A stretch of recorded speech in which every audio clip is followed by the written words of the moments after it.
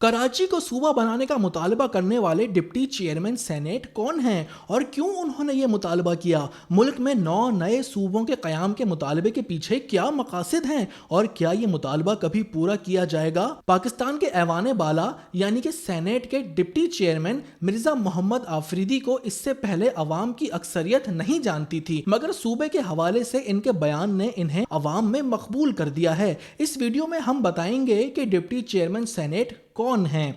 मिर्जा मोहम्मद आफरीदी की सियासी वाबस्तगी तहरीक इंसाफ से है और ये इमरान खान के मुखलिस साथियों में से एक हैं। इनका ताल्लुक फाटा से है। ये 2018 के सेनेट इंतखाबात में फाटा से जनरल नशिस्त पर बतौर आज़ाद उम्मीदवार सेनेट के मेंबर मुंतखब हुए थे। सेनेटर बनने के बाद उन्होंने पीटीआई में शमूलियत इख्तियार की। 2021 में उन्हें सेनेट का डिप्टी चेयरमैन मुकर्रर कर दिया गया। मिर्जा मोहम्मद आफरीदी के इस बयान पर लोगों ने भरपूर हिमायत की है।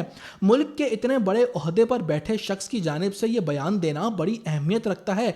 अगर वाकई कराची सूबा बन गया तो इस शहर को क्या फ़ायदा होगा और मुल्क को कितना फ़ायदा पहुंचेगा, इस पर हमने एक तफसीली वीडियो बना के मुहाजिर लेजेंड यूट्यूब चैनल और फेसबुक पेज पर अपलोड की हुई है। कराची सूबे के हवाले से वीडियो का लिंक इस वीडियो के कमेंट बॉक्स में डाला गया है। दोस्तों से गुजारिश है कि हमारी वो वीडियो भी ज़रूर देखें ताकि मालूम हो सके कि अगर कराची सूबा बन गया तो क्या क्या तब्दीलियां आ सकेंगी।